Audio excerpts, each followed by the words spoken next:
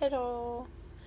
So I had about a zillion things that I wanted to do this week that didn't get done because I've been pretty sick.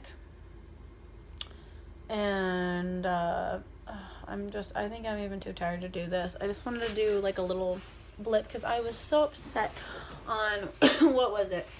I don't know, Tuesday or Wednesday or something.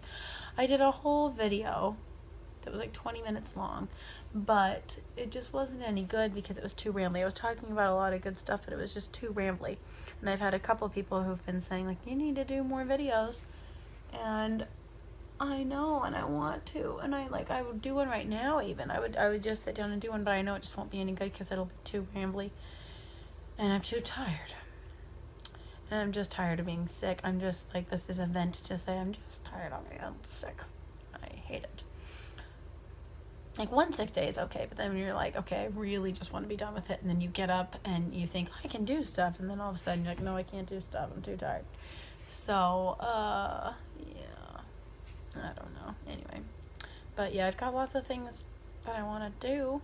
A lot of things planned. I see even now, I'm like, oh, maybe I could write it out. Maybe I could. No, I can't. I'm too tired. So, yeah. Oh, I've had so many things brewing in my mind. It's hard for me not to talk about them. I think one of the main things that I've been thinking about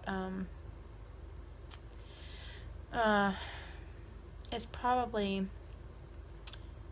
misconceptions of God and misconceptions of goodness. And I really thought about that I've been thinking about that for a long time. Just because people, like so many people that I've met, and especially in the area where I live, people are horribly offended if you have a moral standard. And what I would say to them is, my moral standard protects you, and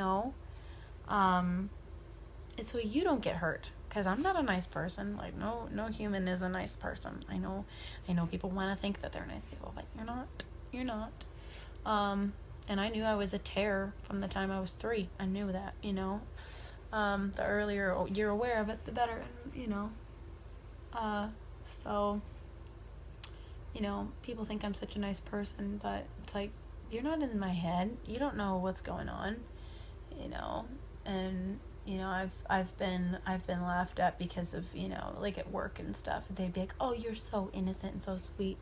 And it's like, no, I don't think, even some of the nicest people that I've met have their little sinister sides, and, there are certain things that I was ignorant of for a really long time, and I'm glad I was, I think, like so many kids nowadays, they have violence and sex and drugs shoved right in their face from the time they're very little.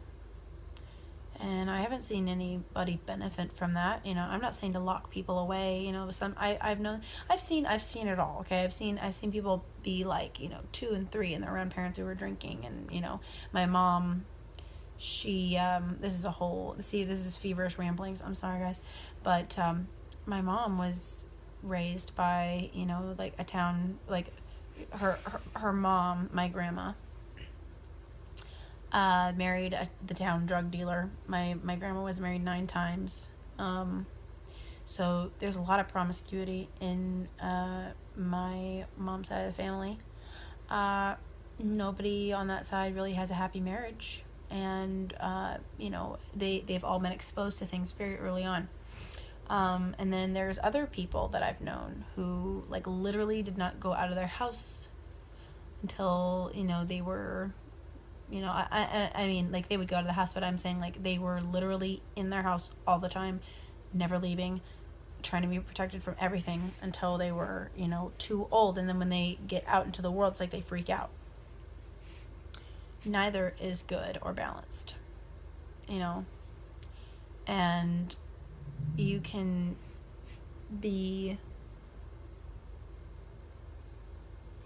laugh at people who don't know about things, about evils in the world or pleasures or whatever. You can laugh at it, and you can, see, I'm really rambling and I'm really tired. But the point is, you can laugh at people who don't know about stuff. But sometimes that can be really tragic. I'm not saying that's always good to be protected from everything. I think when a child is born, there's walls around them. And you as the parent, you allow what comes through, for the most part.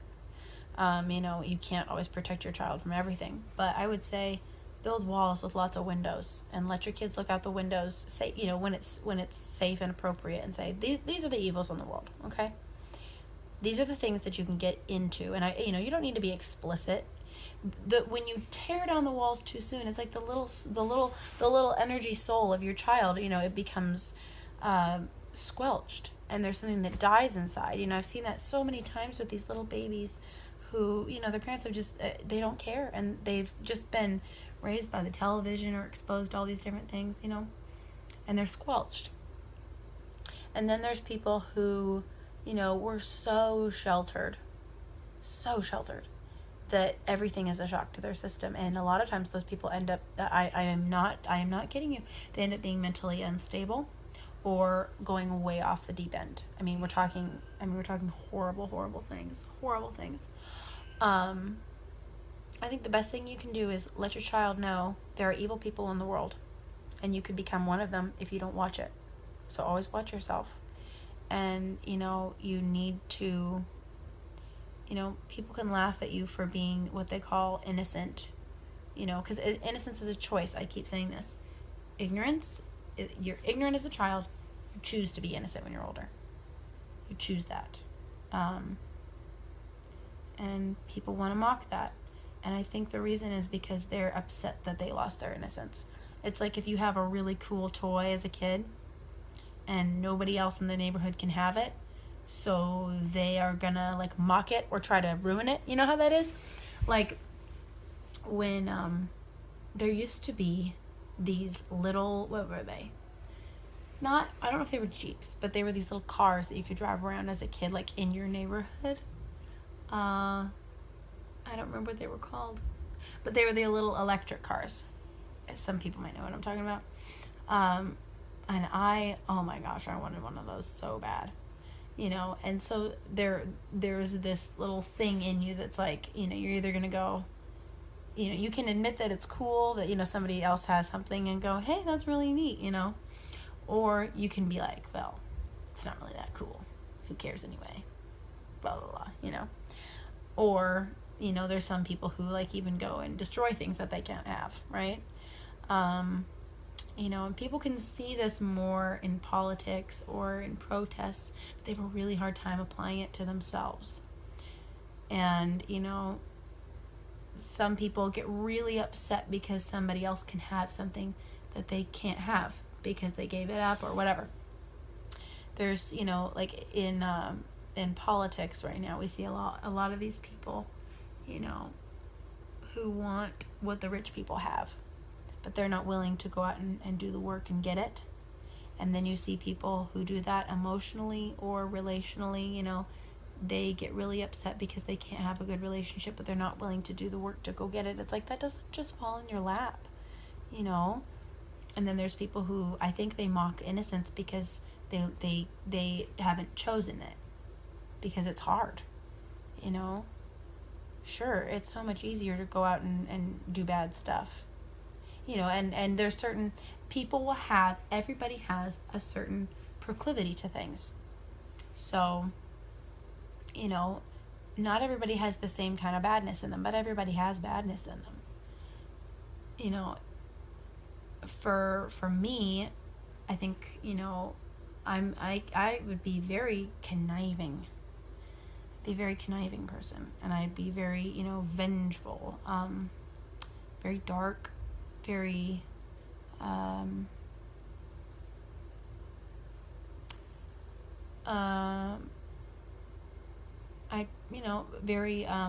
very uncontrolled, I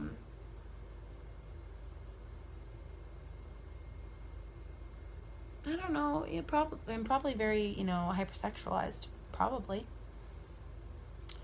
But, I've looked into the mirror, and I've seen that these things do not line up with life. They don't, if you follow that path, it leads to, you know, emotional death, relational death, you know, even your physical death. And, you know, I decided I didn't want that. And it's really as simple as that. Like, you look at the things inside of you that you don't like and go, is this good or bad, you know? Some people want to just, like, run with it, and they want to say, look at my dirt, love my dirt, look at my evilness, you know? You know, and it's really because they can't get themselves cleaned up, so they figure, well, I'm going to make the best of it and learn to love my dirt and learn to eat it, you know? But there is a way out. There's a way out of that. And, you know, it does take, you know, admitting that you can be wrong. It takes admitting that you don't have the energy in you that you want or need, you know. And it takes opening up to the energy source that made you.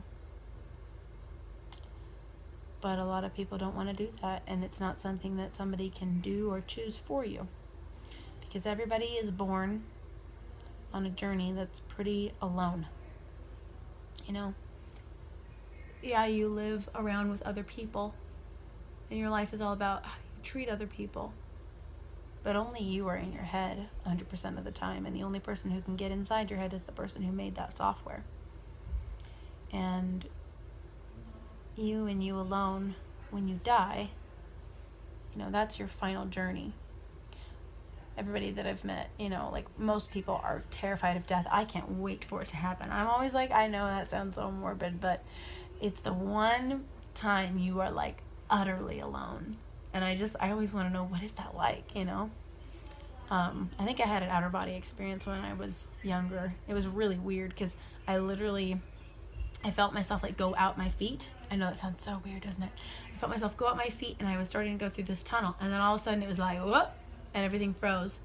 It was literally like those light tunnels, you know, that they always talk about. And it was like, woo, going through this thing, and then all of a sudden I just was like, I felt like, nope, this is not the right time. And then I was, like, sucked back through my body. Hey, hi. And when I came back into when I went, because I was waking up, and I literally felt like I was crawling through my body. Like, I've never felt anything like that before. It was weird. I think I must have almost died a couple of times in my childhood, because I've had a couple experiences like that. I don't know. But anyway, I just think I find it fascinating. And nobody can really ever come back to tell you what that journey's like, you know.